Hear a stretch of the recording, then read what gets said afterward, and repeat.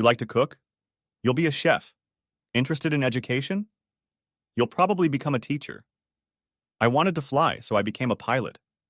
I eventually got my pilot's license with multiple ratings and then got a job with the Air National Guard. Unfortunately, none of the major airlines were hiring when my time was up, so I've been with a small regional airline for about 2 years now.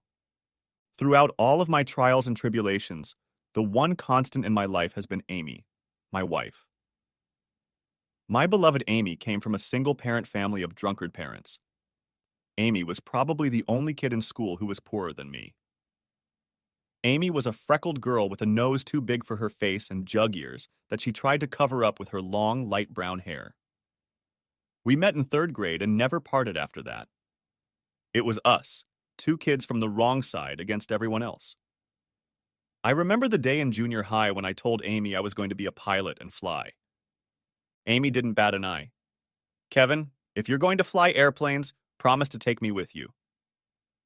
And I did. And we got married the first chance we got. My height never exceeded 5 feet 6 inches, but Amy grew to almost 6 feet. She was a slender girl with almost no hips. She still had freckles and never grew a nose or ears, but to me, Amy was the most beautiful bride in the world. That didn't change after our wedding at the courthouse. Amy followed me from bases in Asia to the Pacific and everywhere in between. Amy made the house cozy whether she was freezing in Greenland or sweating in Panama. Amy was a true bargain shopper. She could stretch my meager paycheck, horse trading, making deals on everything from food to furniture. Amy could haggle with anyone. Amy's only weakness was postcards. My God, that woman loved postcards. Wherever we went, Amy was sure to have a postcard of the place. On all of our moves around the world, Amy carried boxes of postcards from one end of the earth to the other. Kevin, Amy would say when I would pester her about postcards, I know where I'm from, but I want to know where I've been, because I'm not going to stay anywhere until we get to the top. We used a bunch of savings plus my meager paycheck and bought a fixer-upper house. It was a beautiful big old house with a huge yard, garage, just full of charm and character. Now, regional airline pilots make less than a manager at McDonald's, and my starting salary was just over $25,000. I didn't care. I had Amy, and I could fly almost every day. What could be better in life? Amy took a job with a real estate developer to make ends meet. My life consisted of Amy, flying, fixing up the house, and working on the Ford F-250 truck I bought cheap. At first, Amy rode the bus to work, but soon she had a new Camry. Amy said she needed reliable transportation since I was gone so often. Our life was great, and we christened every room in the house several times each, as well as the apartment room over the garage and even the backyard on a few warm, starry nights. Amy was still constantly sending out ads to all the airlines, from American to Federal Express, but with rising fuel prices and safety concerns, no one was hiring. I was willing to be patient. Life was good. In the morning, I had a ride to work with Jose, our head mechanic, waiting for me. Jose helped me a lot with my truck.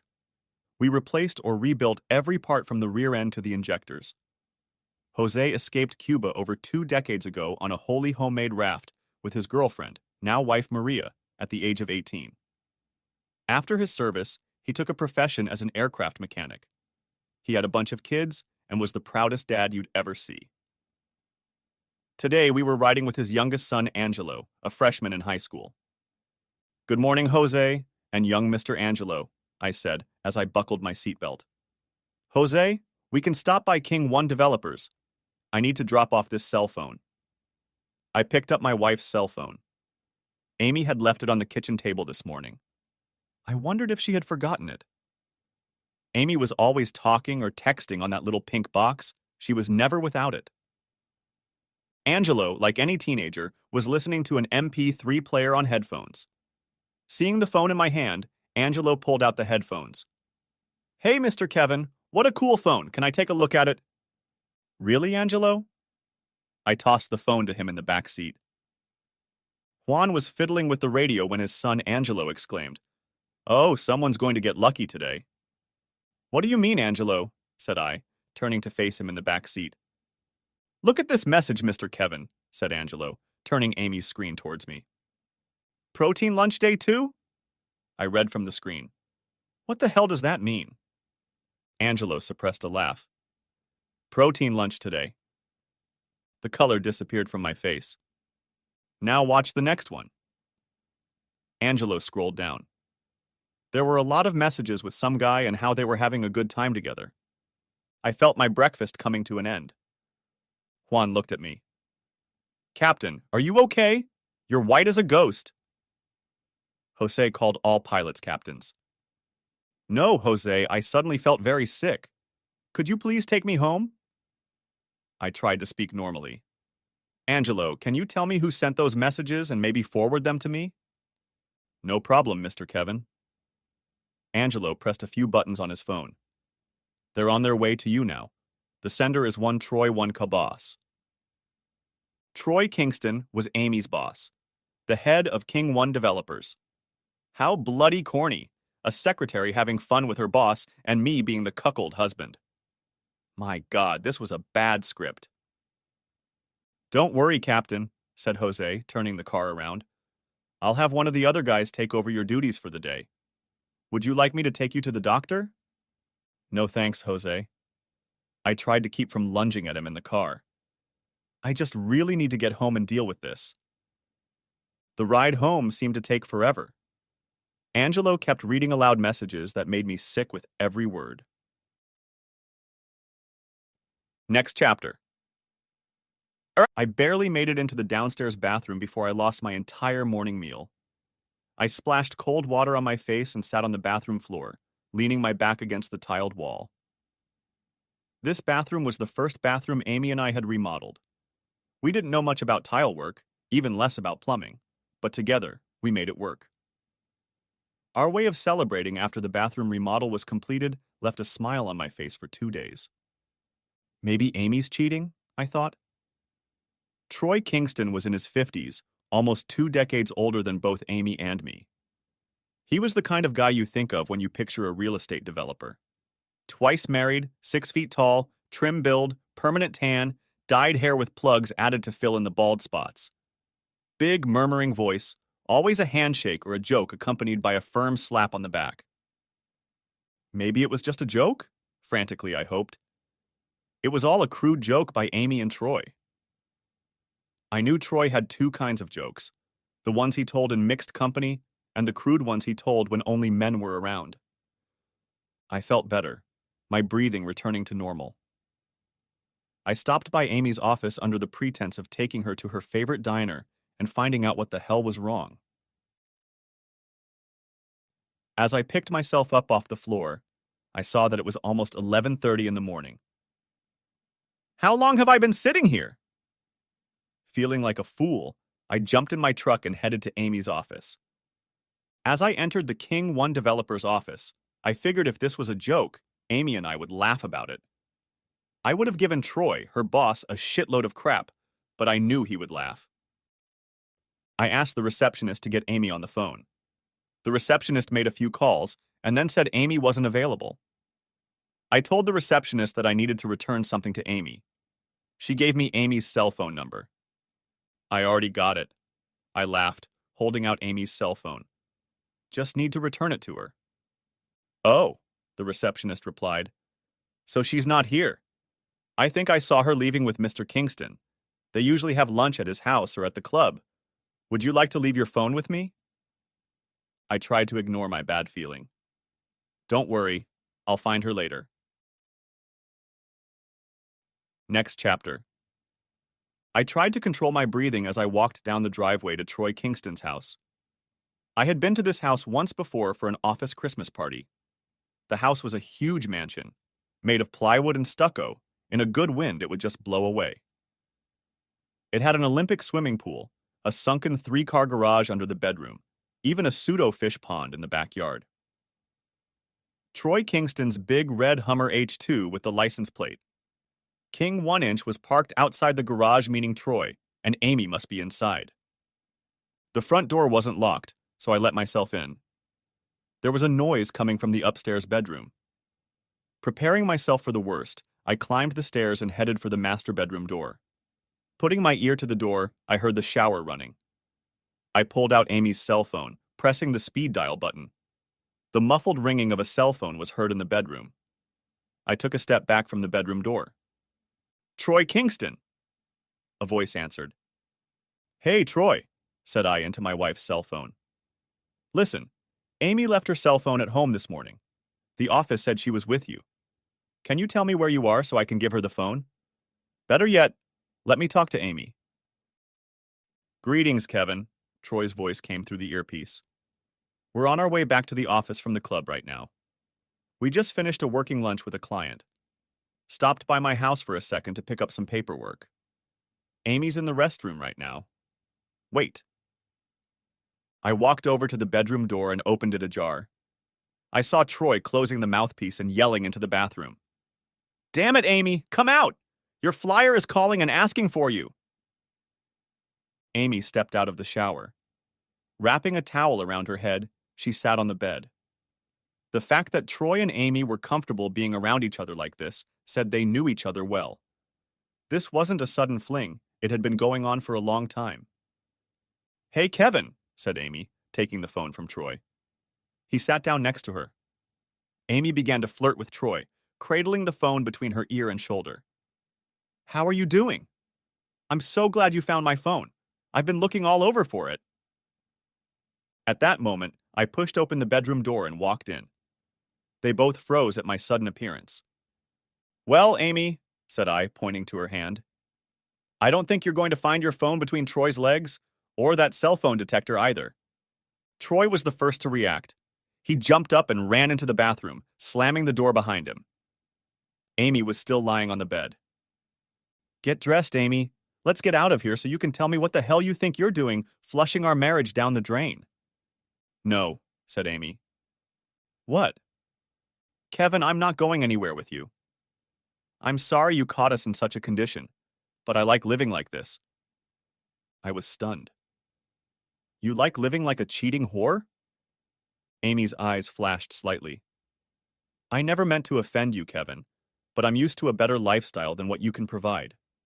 Troy can give me something you won't be able to do for a few more years, if at all. This. I circled my hand around the room. This is what you're throwing away our marriage for? I'm not throwing anything away, Kevin, Amy said calmly. I'm making a choice. We had a good marriage for almost 15 years. I was a good camp wife who followed you around the world living like a pauper, and it was fun at the time. But now I deserve better, and I don't intend to live the next decade clipping coupons and scrounging for sale items. She removed the towel from her hair. I'm sick of shopping at Walmart looking for half-price toilet paper. I want everything at once, not wait until I'm too old to enjoy it. You can't compare to what Troy has, and anything you can give me today doesn't compare to that. Troy knows how to treat me better than you do. I ask you to respect that and my decision. I was stunned. My mind just blocked. Respect what, Amy? A cheating wife and a man who hides in the bathroom? Amy just shrugged, looking back at me. All the oxygen was gone from the air. I had to get out before I passed out. I tossed the phone to Amy. I gave Amy the middle finger. Respect that, Amy. I turned to walk out the door as I suddenly said over my shoulder, You two deserve each other. I have flights tomorrow. Get out of my house. Next chapter. For the rest of the month, I was confused. They say grief goes through 7 stages, but I couldn't get past the shock and denial for 2 weeks. How could Amy do this to me? Had I really missed so many signs? Was I really such an ignorant fool, unable to notice what was right in front of my nose? I was trained to notice little things before they became big problems. A professional was supposed to notice the slightest signs, such as a change in air pressure, an engine noise. But how could I completely lose situational awareness in my own life? Every morning I would wake up and roll over, expecting to see Amy, and then the memories of the emotions would start all over again. After the 3rd week, the pain started. It was worse than any physical wound I had ever suffered. Amy ripped my heart out. Studies have shown that the brain's receptors register emotional pain as a real injury in the same way they respond to physical pain. I could attest to that. I felt grief-stricken. Jose, the head mechanic, and his wife Maria were a godsend. They were the only ones I told my story to. Jose and Maria were stunned. Leaving their spouse was as much a mystery to them as thermonuclear physics.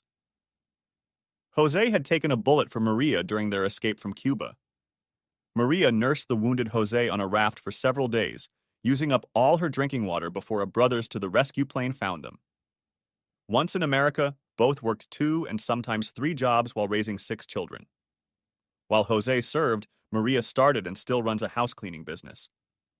The anger stage began at the end of the month when I got a call from the bank. I was overdrawn and my checks were bouncing. The meeting with the bank teller kicked off my anger stage. All the accounts were nearly empty. Amy had cleaned them out. I tried to get a new line of credit but was denied. The employee sympathized with me, but told me that Kingston did a lot of business with the bank. My account was flagged. As I ran out of the bank, there was a man standing by my truck. He handed me the divorce papers. As I got in the cab, I researched the legal intricacies and realized I was really screwed. Amy was claiming that the cost to repair my 8-year-old truck was equal to the cost of her new Camry. Amy had emptied all the accounts, even cashed in all the stocks and bonds. In return, she offered me a house. Using a grossly inflated appraisal of the value of the house and its equity with improvements made sense on paper, but not in the real world. I only had 10 business days to pay off the bank before it started foreclosure proceedings. Next chapter. There's not much you can do, Mr. Kevin. I sat at Juan's kitchen table with his oldest son. He was in his last year of law school. One of his family law professors was reviewing divorce papers and a settlement offer. Your ex-wife Amy can use the boyfriend's lawyers to score on you. You may win a battle or two, but you will lose the war. I thanked my son Juan for his help, and then tried to figure out what I needed to do. I needed money, and I needed it fast. I hated to do it, but my favorite truck had to go. Juan had a friend who needed a good truck for his landscaping business, so this sale netted $7,000. It allowed me to take a bit of a break, get out of foreclosure, and pay my upcoming taxes and insurance bills. Jose's wife, Maria, was still doing house cleaning and now office work as well. Every day for the next year, if I wasn't flying, I worked with Maria's cleaning crews. I biked if I was going somewhere. My frugality would make Scrooge blush. The only real food was the home-cooked meals that Juan and his wife Maria forced on me. Maria was constantly trying to set me up with some pretty Latina, but I couldn't even afford a can of soda, let alone a date. By the beginning of my second year, my divorce was behind me. I was able to get ahead and even took a day off from time to get back to housework. One day I found boxes of Amy's postcards. My first thought was to burn the damn postcards in the fireplace to help heat the house. I couldn't afford to pay any more court bills, so I got on my bike and rode to the local library. For someone with limited resources, the public library was a treasure. I used one of their computers to send Amy an email about the postcards. A reply from Amy came within the hour. The postcards are where I've been, not where I'm going. Do what you want with them. I printed out my original letter and Amy's reply in case I needed them, then headed home. That evening, I built a big fire in my old stone hearth. I even splurged on buying some marshmallows to roast.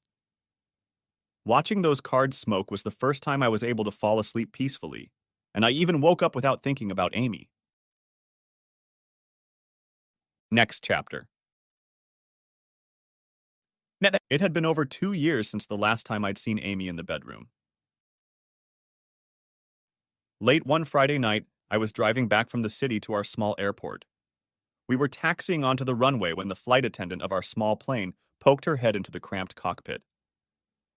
"We have a passenger problem," the stewardess said.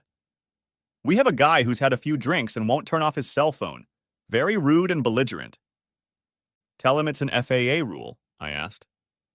"Yeah," she said. "The guy called me a couple different names." We were sixth in line for takeoff, so I told the first officer I'd take it from there. Usually, the sight of a uniform and a few stern words quieted the unruly passengers. This happened once every few months.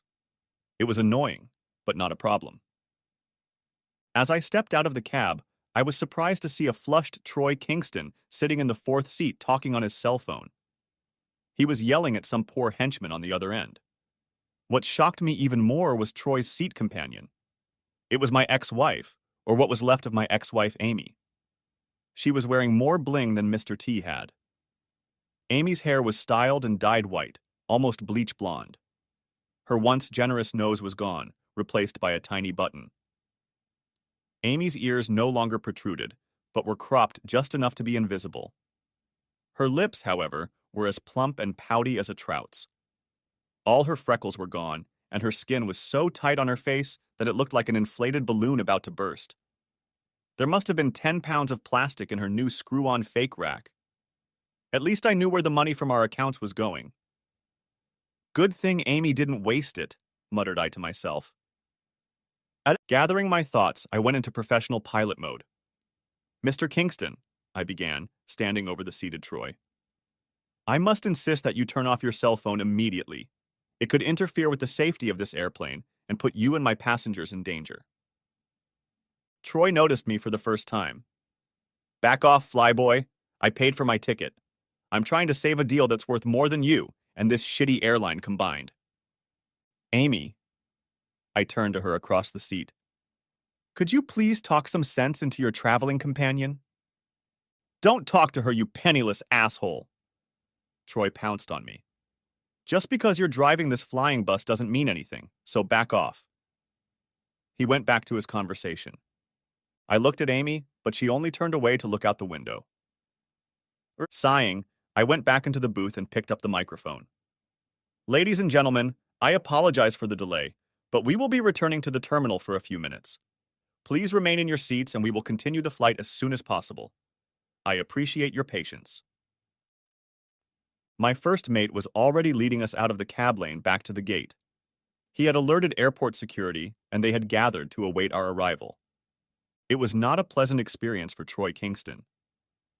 3 inappropriately boisterous airport police officers boarded the plane, followed by a Department of Homeland Security officer. Troy was led out in handcuffs. The Department of Homeland Security officer told me that Troy would be charged with interfering with an airplane crew, endangering the safety of an aircraft, and a host of other charges. Since the plane was on a runway, these were all federal offenses. A DHS spokesperson explained that Troy will spend the weekend in a holding cell because the federal court does not sit on weekends. As a bonus, he will be placed on the no-fly list as a flight risk.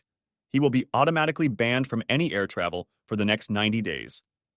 Good luck getting on the do not fly list.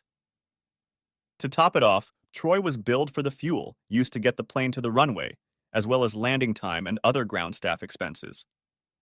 That wouldn't happen to a nicer guy, thought I as we taxied onto the runway.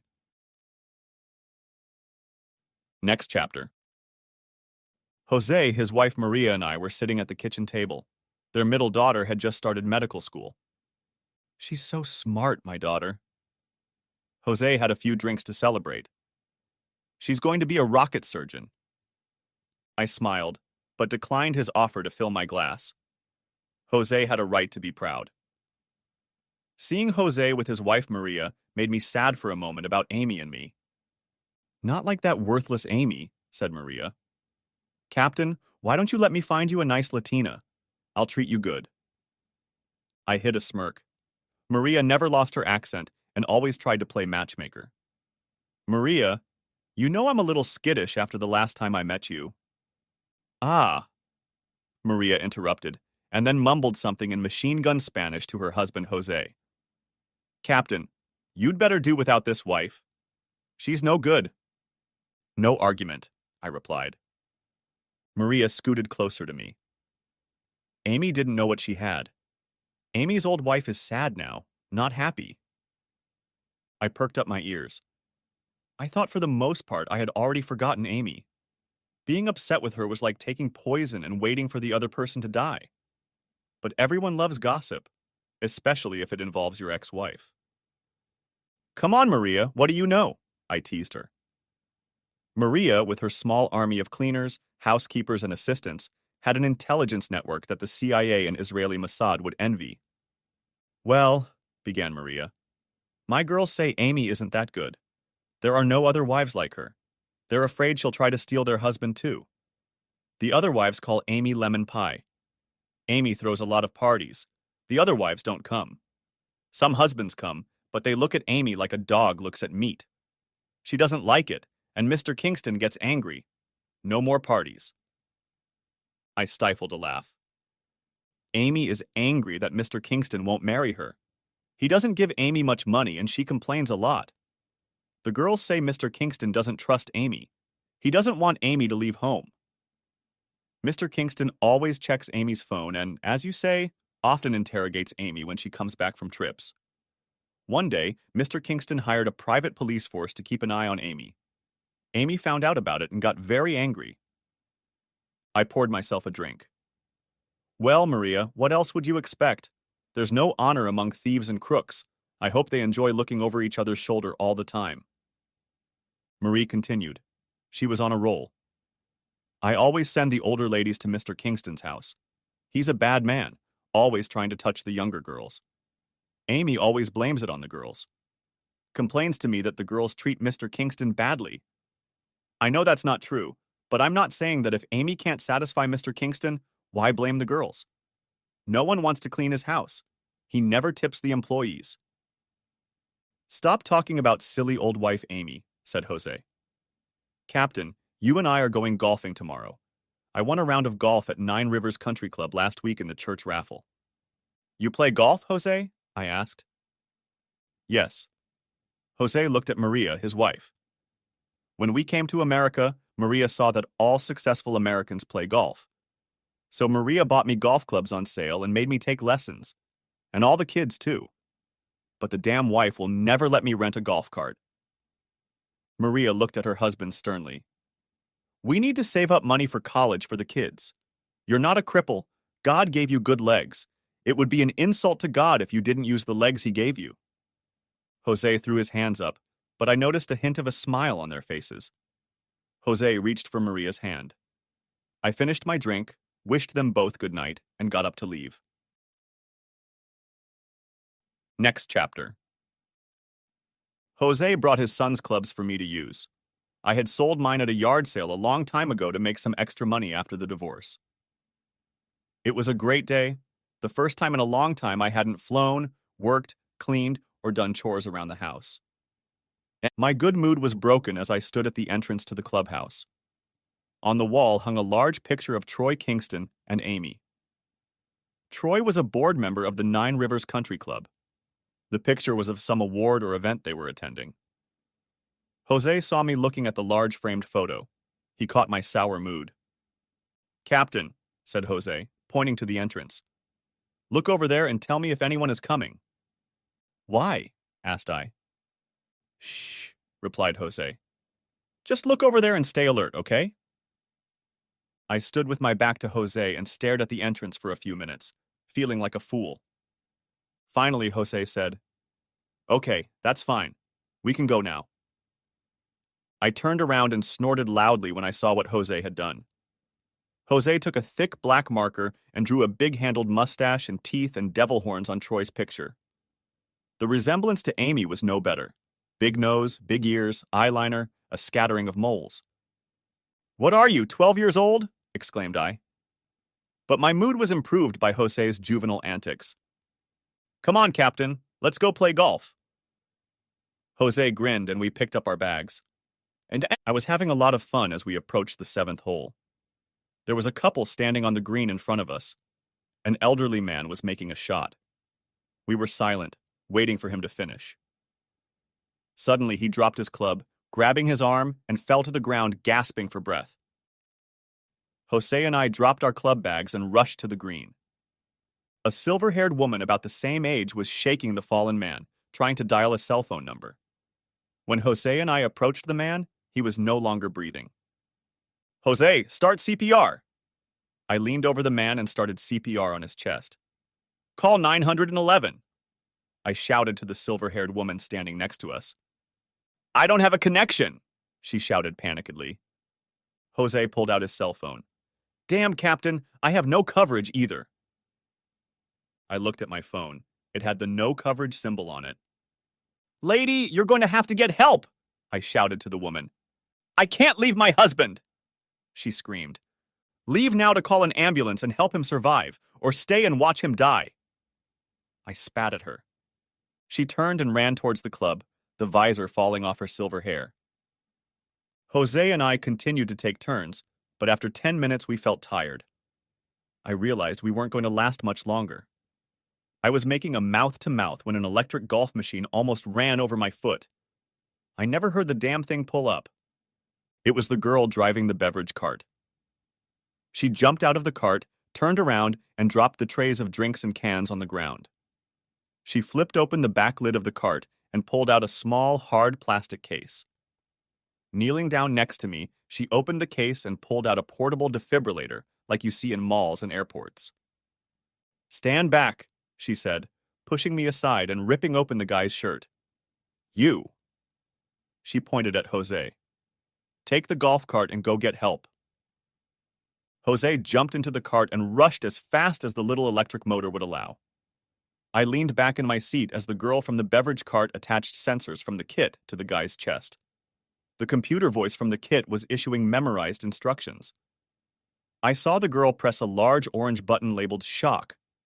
The guy lying on the ground's chest bounced once, then once more, his eyes opened. The girl felt for his pulse, then turned to me. He's breathing, but we have to give him real medical attention or he'll die. She turned to the man lying on the ground again. I wiped my sweaty forehead with my hand, looking at the girl from the drink cart. She was a young, slender Hispanic woman of about 25 with long black hair tied back in a ponytail.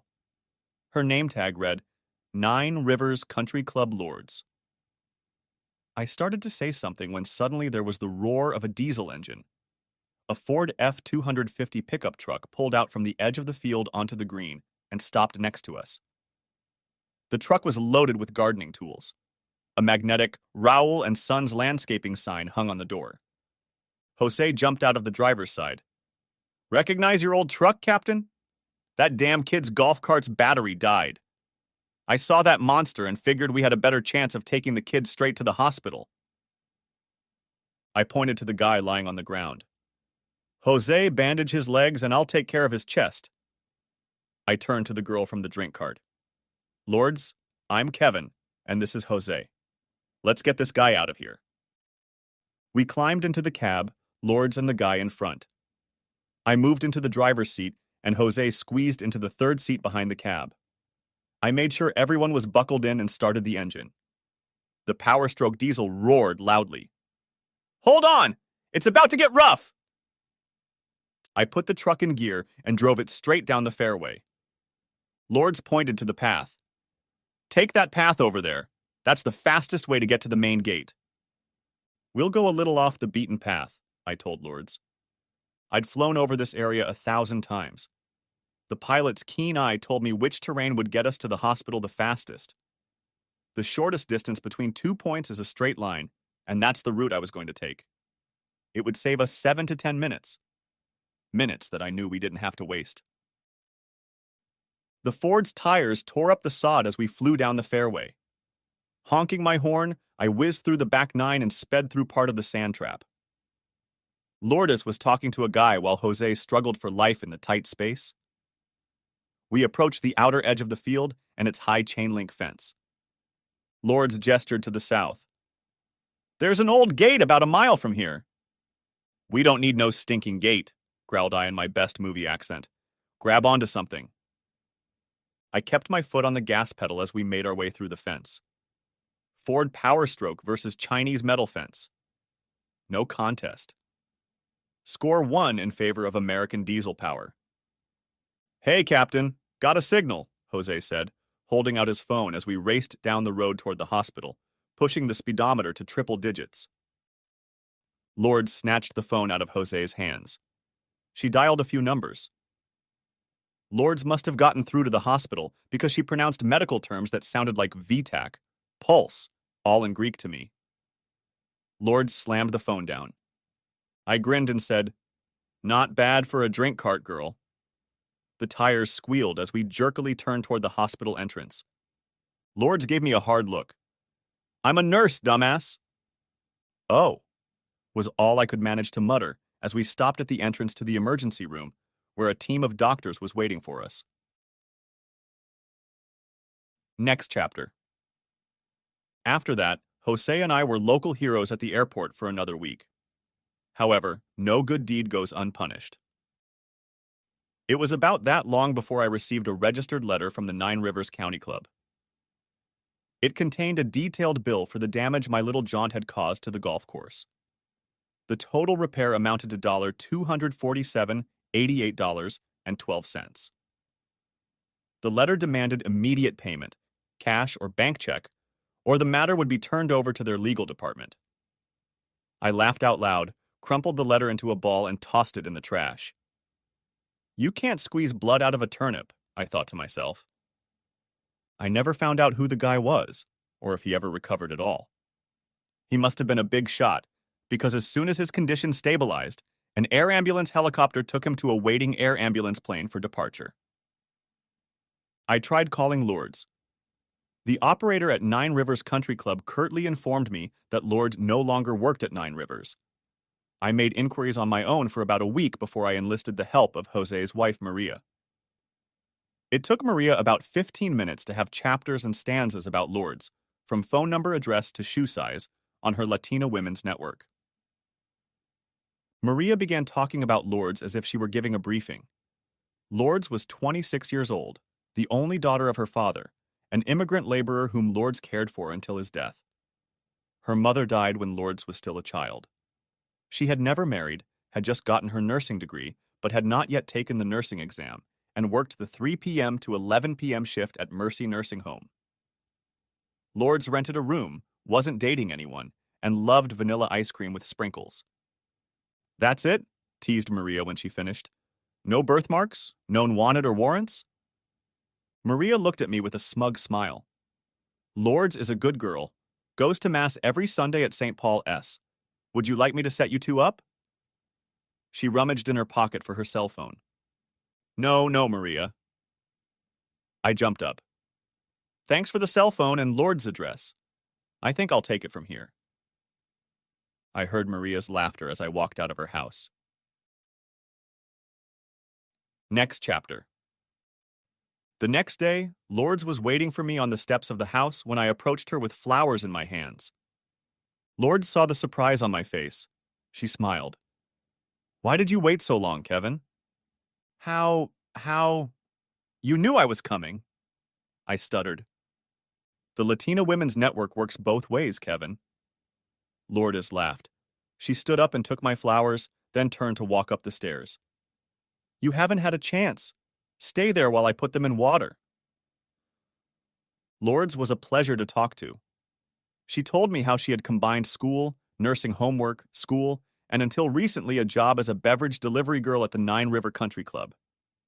"Kevin," began Lourdes, "I had and still have a lot of loan and tuition debt. My job at the nursing home covers the rent and daily living expenses. I made good money at that job serving drinks. It helped me pay off my debts and spend money on my nursing exam prep course and the nursing exam, as well as testing fees." "Lourdes, what happened to working as a drink delivery girl at Nine Rivers?" I asked. Lourdes wrinkled her nose before answering. "After our little monster truck ride, the Nine Rivers Board of Directors fired me. Claimed I left the country club grounds without working the allotted time. I know it was that board member, that asshole Troy Kingston. He's been trying to get me to sleep with him ever since I started working there. Now that Kingston guy entertains the secretary every Wednesday during lunch break." Lourdes shuddered as if from the cold. I shudder at the thought of that vile Slytherin touching me. What a snake. I wasn't surprised that Lourdes knew of my situation and marriage status. The Latin Women Network spawned a lot of gossip. Most of them were exaggerated and erroneous, as I found out. "You know, Kevin," said Lourdes, "most of the gossip says your wife left you to switch. A minority say she left because you were gay."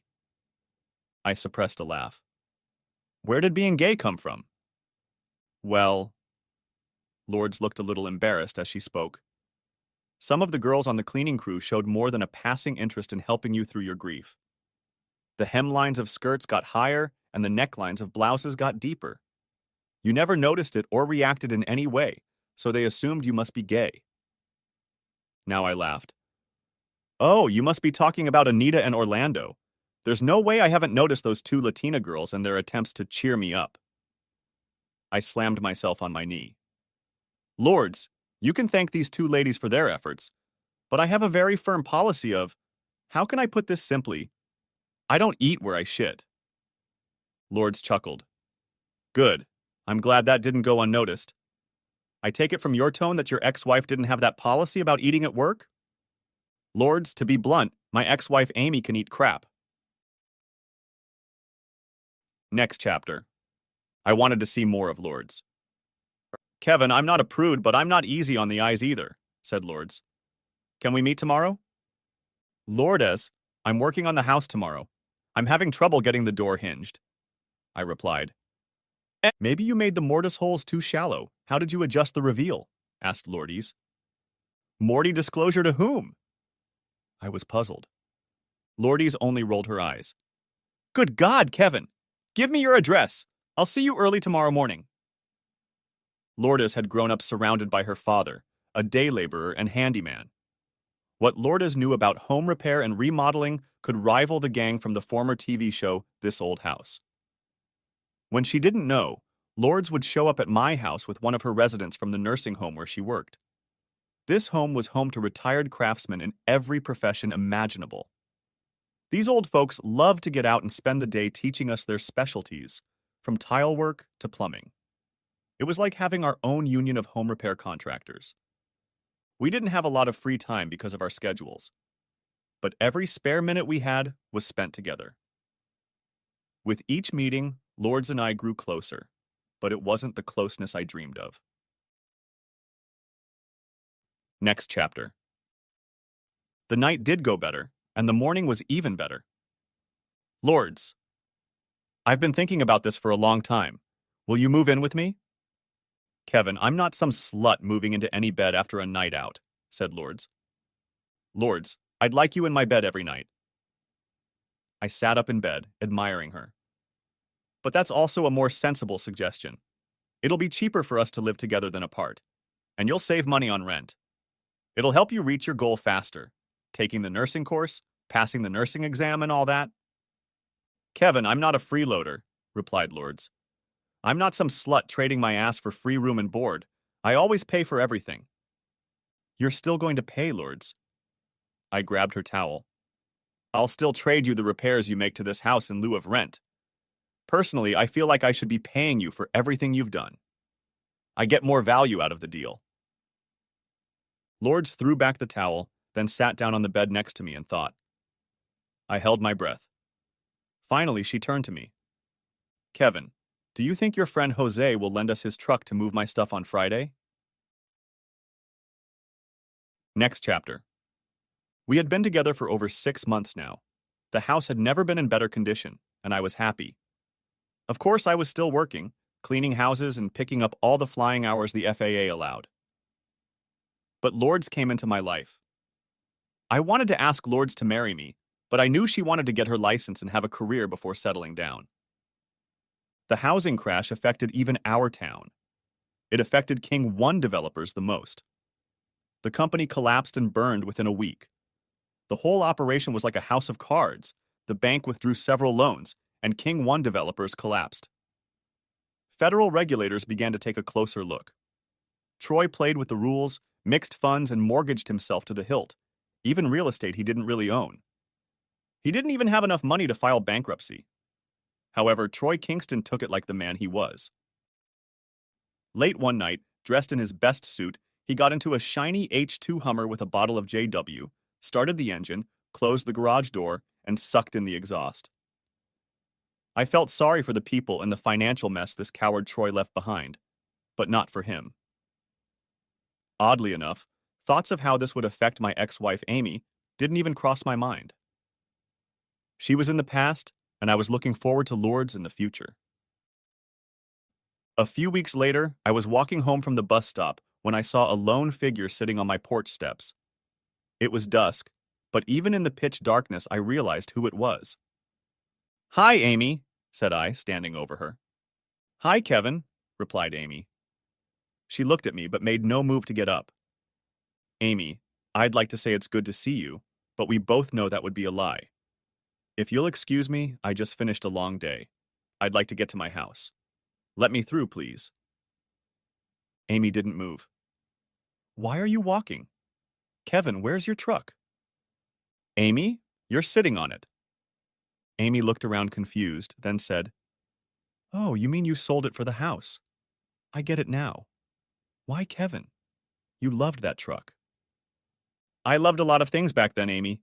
When you're forced to, you learn to do without a lot. That truck never let me down, unlike other things back then. The difference is, I still miss that truck to this day."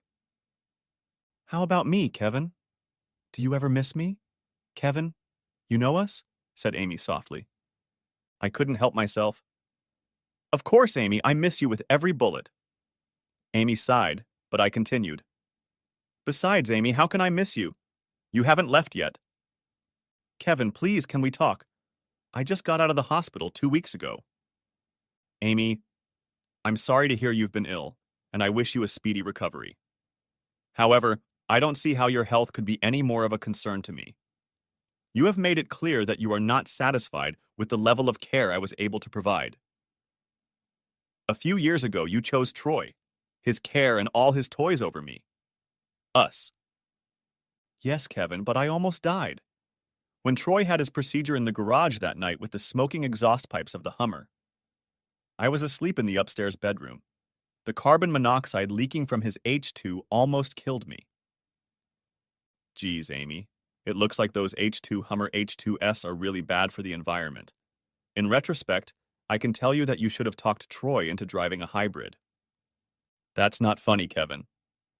I rubbed my chin with my hand. "I'm sorry, Amy, but I'm tired. Maybe we'll just go our separate ways. This isn't going to be good for either of us." "Kevin," Amy pleaded, "please let's go inside for a few minutes. I need to talk to you." I sighed and pointed to the door, walking up the porch steps. Amy started to get up. I had forgotten how tall she was. I looked at Amy's face. She was trying to smile, but something wasn't right. It wasn't just her new nose and big lips. Something was odd, but I couldn't make out what it was in the dim evening light. In her right hand, Amy held a cane, which she leaned heavily on. The medium-sized gym bag she was sitting on was crumpled. I silently picked up Amy's gym bag as she climbed the steps to the front door with great difficulty. I walked past Amy and unlocked the door, opening it for her. This is going to be one hell of a conversation, I thought. Next chapter. Amy and I sat at the dining room table. In the light, I saw that Amy's face had changed. All one side of her face was a frozen mask. One eyelid half closed, the corner of her mouth curved downward. It was more noticeable because of the size of Amy's lips. A small amount of saliva had formed, which Amy was constantly wiping away with a handkerchief. "It was a stroke, Kevin," Amy began, "the result of carbon monoxide poisoning. I was lucky the maid came in early or I would have died. One side of my body is very weak and I have trouble with short-term memory. It gets worse when I'm tired." "Amy, I'm sorry to hear that. How are you doing now?" I asked. "Kevin, that's why I'm here. I need the money." I spit out a mouthful of coffee onto the dining room table. It took a few coughs before I stopped choking. I got up from the table to grab a rag from the kitchen. When I came back, I wiped everything down. "Amy, you're not kidding. I'm truly sorry for your condition, but I'm living on the edge myself." I didn't need to add, "because of you." Amy lowered her gaze to the table and didn't meet my gaze. "Besides," I continued, "you must have some assets after, uh, time with Troy. Last time I saw you, you had more bling than a rap star." "Kevin, it's all gone." Amy wiped the corner of her mouth. "Troy pawned it all in the days leading up to the collapse, trying to keep the creditors at bay. What was left was grabbed by bankruptcy attorneys. After Troy's suicide, the police turned the house into a crime scene. Last week, I was finally able to get inside and get that pile of clothes. Amy pointed to the gym bag at her feet. I slept at the women's shelter at night and ate at the church kitchen. What about social services? Disability? I asked. I filled out a bunch of forms. Most of them are reviewed for 90 days. The official has already told me that my injuries don't qualify, which would make me unable to work or claim benefits, explained Amy. Amy, surely you have friends in Troy's entourage who can help you. Not anymore, not even then. Amy laughed humorlessly. Those bitches have made it clear they don't want me around. They're afraid of what I might do to their husbands for money. I can't blame them. At the time, I wasn't exactly hindering male attention. No one wants to help a possible gold digger. It's like buying a rope to hang yourself with. Who would trust a cheating woman next to their boyfriend? I also managed to piss off all our mutual friends. After the divorce, they all took your side. I burned a lot of bridges. Okay, Amy, sell your Camry. It's only a few years old. When we bought it, this was a top-of-the-line model with all the features we needed. It will provide a quick source of funds, I suggested. Amy's face turned red. Kevin, the Camry was never mine. Troy bought it for me when he and I became friends. The title was in the name of the developer of King 1, as I found out later. The bank confiscated it along with everything else. I was surprised that after all these years, this new information brought back my buried emotions. It suddenly seemed to me that Amy's cheating had happened yesterday. I tried to restrain my tone. Amy, you got that car less than 4 months after we moved here. You started having fun with that bastard before the ink on the mortgage was even dry. No, Kevin. Amy turned away. Troy and I didn't start doing this only 6 months after I started working. I'm sorry, Amy, I said sarcastically. I didn't mean to imply that your virtue was somehow compromised if you waited another 2 months to spread your legs. Damn it, Kevin. Don't you think I don't know I screwed up? This is a tough one. I never meant for us to end up like this. It just overwhelmed me. Amy looked at my listless face. Kevin, are you sure you want to hear about this? Sure, Amy. Why wouldn't I? I waved my hand. They say the truth will set you free. Go ahead and try. It's not a try, Kevin. I just want you to know that nothing was your fault. It was all on me. I got caught up in it. You didn't do anything. It was great at first. When I started at King 1 Developers, I was treated like a queen. Troy always drove everyone away and picked up the check.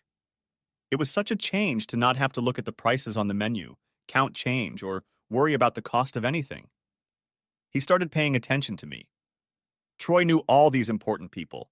They treated me like I was somebody. You were somebody, Amy. You've been my wife, my partner since we were kids. Isn't that enough? I know that now, Kevin. I just wish I'd remembered it then. It all started the day you left for 3 days on a charter flight. Troy brought me to a political fundraising dinner for $2,500 a plate. Kevin, my dinner alone could have paid for 2 months of our mortgage. Did you get chicken or fish? Kevin, stop it. I'm trying to be serious. Troy has been really nice to me for a few weeks. But this was a big deal. Troy bought me a $2,000 evening gown just for this evening. He didn't even bristle at the price. He acted like it was a small thing. Everyone thought I was Troy's girlfriend and treated me great. We were sitting at a table with the former Vice President of the United States. I was consumed by it all. The people, the glamour, the power, I just lost my head. It was like I used to play as a child. I was totally enthralled by it all, walking on air all night. Somehow Troy and I ended up in the parking lot and had fun in his H2 Hummer. The valet must have gotten a hell of a tip, I commented. Kevin, please, it wasn't like that, objected Amy. What do you call it, Amy? Stylish? Having fun in the parking lot. More like a $20 hooker on a street corner. Did you lower the moonroof to make it more romantic? Did you give old Troy a runaround in his Hummer? Amy at least blushed, but continued. I was so embarrassed the next day, feeling guilty and afraid you'd find out. I stuck to you like glue when you came home to make up for my time with Troy. Wow, Amy. And here I thought that's how you paid all the plumbers. Kevin, I swore it wouldn't happen again. I was going to be the best wife. We were going to be the best couple ever. I was going to quit this job first thing. But Troy was full of apologies, begging for forgiveness, claiming we both had too much to drink, couldn't help himself. It was an accident that would never happen again. He didn't want to lose me as a valued employee over a one-time mistake. Blah, blah, blah. He was so smooth, and like a fool I fell for it. If you remember, a week later, a few secretaries, myself and other executives went with Troy to the coast to complete a huge project. He had a large private jet chartered. It was so exciting that Troy landed a multi-million-dollar deal. On the way back, everyone was celebrating. A few drinks, joyful hugs, and suddenly in the airplane bathroom, Troy and I, you know what I mean. I couldn't help myself. Amy, I can see how all this elegance has made you weak. Kevin, I'm not proud of what I did. I'm not making excuses. I'm just telling you what happened. After that trip, I just gave up and started enjoying the lifestyle. Gambling, fine wine, expensive food, jewelry. At first, it was only when you were away. Then it evolved into lunches with a few midday guests. Soon I became so comfortable that I began to resent you and the way we were living.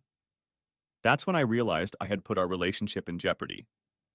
The saddest part is that it wasn't really Troy's money. It was King One developer's corporate money. Troy didn't have any money of his own.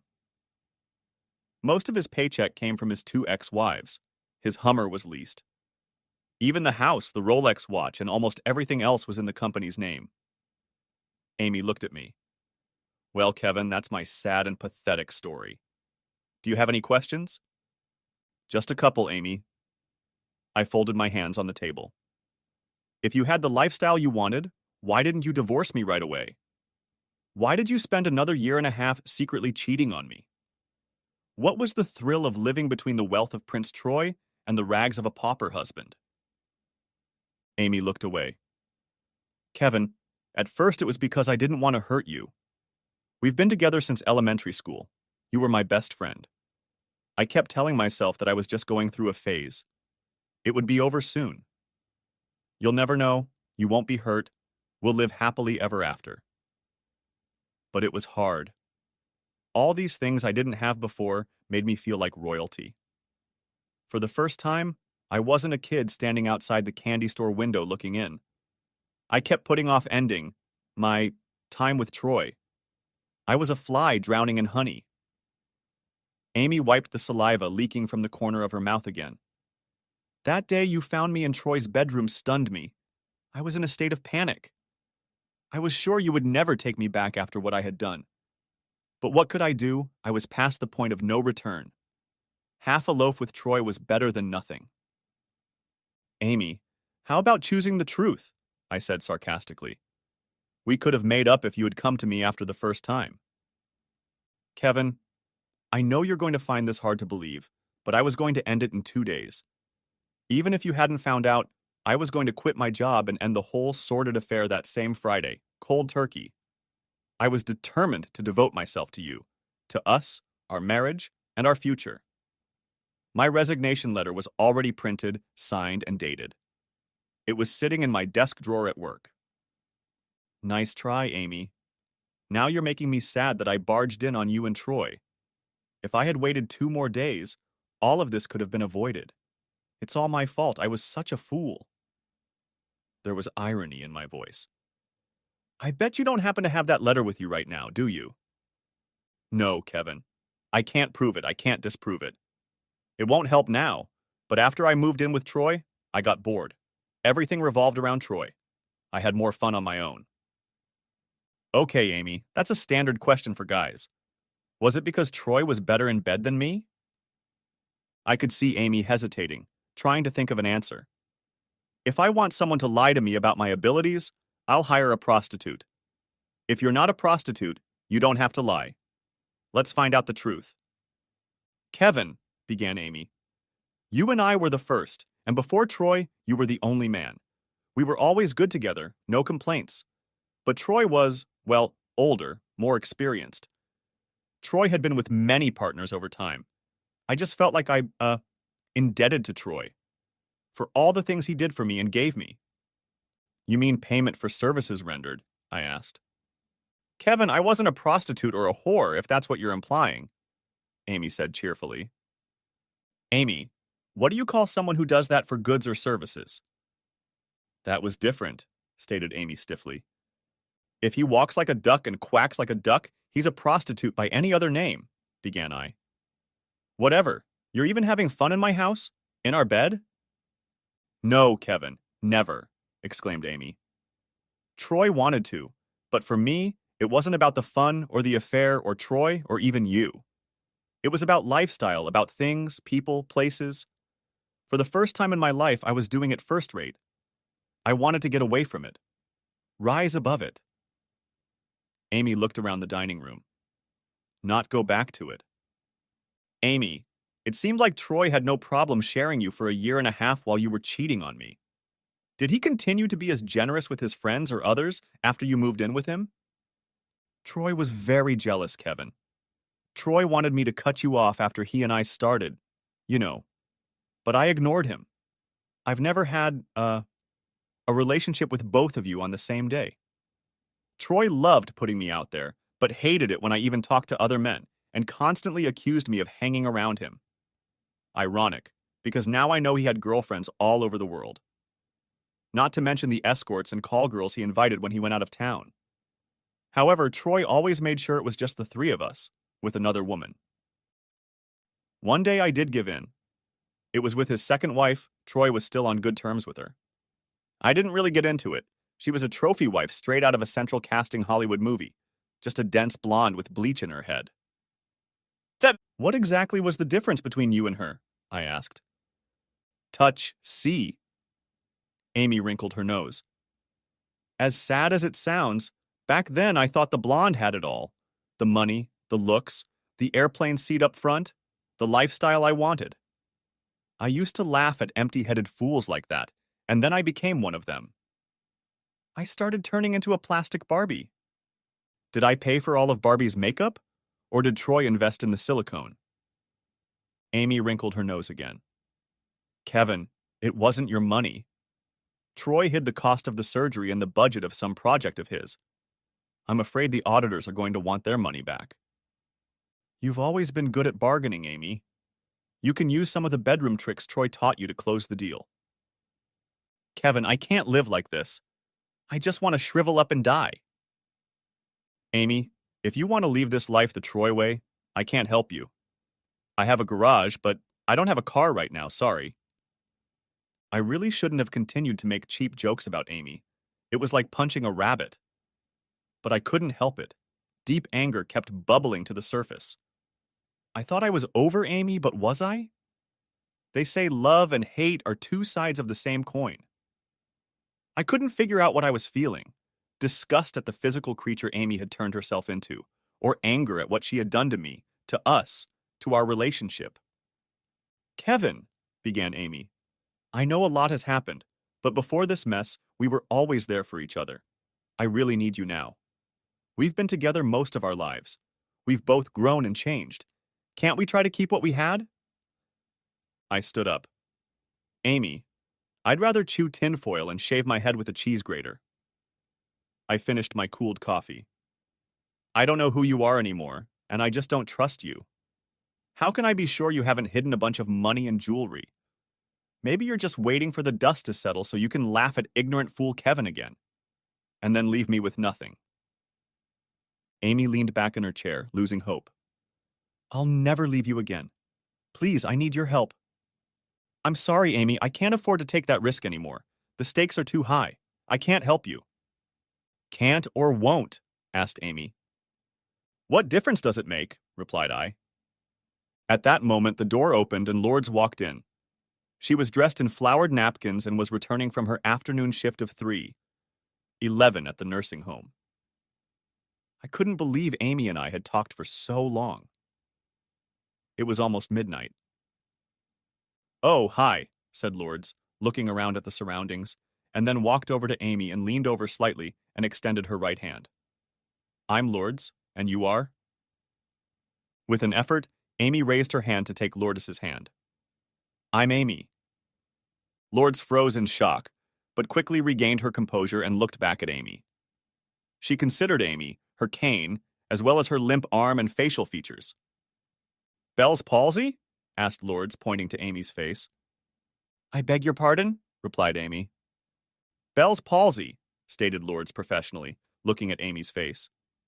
Damages the nerve that controls the facial muscles, resulting in paralysis. Very common with herpes. I don't have herpes, said Amy defensively, bringing her hand up to her face. Then she softened. But I can see how you might think that after what I did to Kevin. Amy sighed. I had a stroke. Amy continued to tell Lourdes the whole story. After Amy finished her story, Lourdes asked if she could talk to me in the kitchen. Kevin, began Lourdes, we can't just throw Amy out on the street. Okay, I said. Let me call one of Jose's sons. They can drop Amy off at the shelter. Lourdes grabbed my hand so tightly I felt her nails digging into my skin. Kevin, you can't be serious. You can't leave a woman in that condition in one of these places. They'll eat her alive. What do you want me to do, Lourdes? How about inviting Amy into our bed? The three of us? You heard me. It wouldn't be Amy's first time with another babe. Or maybe that's what you're doing right now. I raised an eyebrow at Lourdes and gave her a mocking look. Lourdes loosened her grip and waved me away. You men are all the same. Put your fantasies away. More like my nightmare, I replied. Losing you to Amy would have me sucking on the tailpipe. Whatever. Lourdes rolled her eyes. Amy can sleep on the couch tonight. We'll decide the rest in the morning. Who is this Lourdes? Some Latin version of the Italian mafia godfather's testament of keep your friends close and your enemies even closer? I saw the way you jerked Amy around with that remark about herpes with Bell's palsy. Lourdes lowered her eyes. Yeah, I should have done that. It was bitchy of me to kick someone when they're down. Lourdes sighed. And then I remembered WWJD. It's just one night. You better count the silverware when you wake up, I objected. Kevin, we don't have any silverware worth taking, replied Lourdes. Lourdes, doesn't it bother you that my ex-wife, given her reputation, would sleep in this house? Asked I. Lourdes looked at me seriously for a moment. I know you, and more importantly, I trust you. Besides, if you leave me for plastic and trout lips, you were never mine anyway. Lourdes, that's never going to happen, so you're stuck with me. I kissed her. Next chapter. The next morning at 6 a.m., I was in the kitchen, dressed in my maintenance jumpsuit. I wasn't flying today, but I was supposed to be cleaning 3 houses for Jose Maria's wife's company. Good morning, Kevin. It was Amy, standing in the entrance to the kitchen with a blanket wrapped around her. She had her hair sleeping on the couch. I only hummed, turning away to attend to my cup of coffee. Kevin, do you still have our boxes of cards? Asked Amy and yawned. Those were your cards, Amy. And no, I don't have your postcards anymore. Where are they? Persisted Amy. I burned them, Amy. In fact, I roasted marshmallows on them, sort of like the flames of our past. Oh, said Amy with an unhappy look. I sat down and stirred my coffee. For a few minutes, we were both silent. Kevin, I just want to thank you for letting me stay the night, said Amy. Don't thank me, Amy. I wasn't thrilled with the idea. Thank you, Lourdes, replied I. Yes, Lourdes. Amy paused. You and her? She interrupted. I didn't answer anything. My relationship with Lourdes was none of Amy's business. Kevin! Amy started wiping saliva from her busted lip. I don't know if I said that last night, but I'm sorry. Sorry for what, Amy? For cheating? For leaving? Taking all the money? Ruined our marriage? Lied? Trying to take more money after bankrupting me? Coming back to ruin my life? Or do you wish you had all the toys Troy gave you in your life anymore? You need to be more specific. I'm sorry I wanted something more than you did, Amy said softly. That sounds more like buyer's remorse to me. I stood up and poured the rest of my coffee into the sink. Tell me, Amy, if the house of cards hadn't collapsed and you still had all the advantages of the last 3 years, Would you still be here today? Kevin, I'm sorry I left you, I heard Amy say as I rinsed my coffee cup. I felt a touch on my shoulder. I turned around. Amy was standing in front of me. I see someone is glad I stayed the night, said Amy. Don't flatter yourself, Amy. Kevin, I meant what I said last night. I'm yours and yours alone. You can do anything you want to me. Anytime, anywhere, anywhere. Amy held out her hand. I've read that text once before, Amy. I'll pass. I headed out the door. Next chapter. I realized that my first big fight with Lourdes was going to be over Amy. I just wanted Amy out of my life. It was someone else's problem. Both Lourdes and Maria lashed out at me. Jose, Maria's husband, wisely made sure he was out of sight. I wish I could have done the same. All the talk about Christian charity, forgiveness, and turning the other cheek was fine in theory, but in practice it totally sucked. However, two Catholic Latina women who believe God is on their side are a force of nature. Both were adamant that it is our duty to help those in need if we can. Bread thrown on water and all that. They tried to explain that forgiveness doesn't mean I have to forget what Amy did to me. These two argued that saints throughout the ages have forgiven sinners who have done wrong to them. Even Jesus forgave Judas, who committed the ultimate betrayal. I said that I was no saint and that any resemblance between me and Jesus was cosmetic at best. Amy and Mary were not discouraged, claiming that I had once loved Amy enough to marry her. Amy's devotion to me in the recent past, against all odds, entitled her to help me now. Good God, I'd rather mess with a couple of rabid badgers than Lourdes and Maria. Lourdes explained and laughed at Amy's recent attempt to seduce her as the result of stress, post-traumatic stress disorder due to a sudden turn of events, an attempt to reconnect with a safe and secure past. Lourdes is better than me. I couldn't swallow such nonsense. Maria found Amy a job cleaning houses. The farthest place I could take Amy was the mother-in-law apartment above my garage that Lourdes had arranged for Amy to live in. Amy paid a paltry rent, which helped us a lot. Lourdes and Amy would sometimes sit on our porch and talk together. I tried to avoid Amy at all costs. Who wants to reminisce about a train wreck? Lourdes said Amy only worked and went to church, never leaving the apartment in the garage. I had one warm place I wanted to send Amy, but I kept it to myself, saying it under my breath a few times. Truth be told, I have to admit that Amy never hit on me or proposed to me again. After a few months, things finally settled down. I was climbing the stairs to the porch, returning from my flights. Lourdes was standing on the porch talking to an older woman with silver hair who seemed vaguely familiar. I held out my hand to introduce myself when the silver-haired woman hugged me tightly. Kevin, you remember Mrs. Talon, Lourdes said, from the golf course. And then it hit me.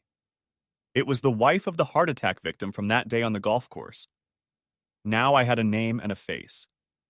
I let her go get help that day while Jose and I performed CPR on her husband. Come on, exclaimed the silver-haired Mrs. Talon, dragging me into the house. He's been waiting for you all day, and he's as cranky as an old bear. Who's waiting for me? I asked, entering the dining room. The man we'd rescued from the golf course was sitting at my dining room table. The table was piled with official papers. The man was silver-haired, like his wife. He was of medium build and height, and he reeked of authority. There was a cane on the chair. Damn, boy, come here, growled the silver-haired man. I'm Boone Talon, and I've been waiting to meet you for a very long time. The silver-haired Boone Talon raised his cane and tapped it on the chair beside him. Sit your lucky ass down right here. Boone Talon was a man used to having others do his bidding. I sat down next to him. Boone slapped me on the back so hard I almost fell off my chair. Damn, boy. Mind if I call you Kevin? Said Boone Talon without waiting for an answer.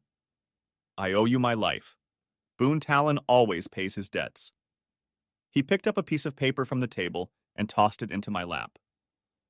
Now listen, Kevin, this is a personal services contract. I have a Learjet 60 airplane, and you will become one of my personal pilots once you get your license on it.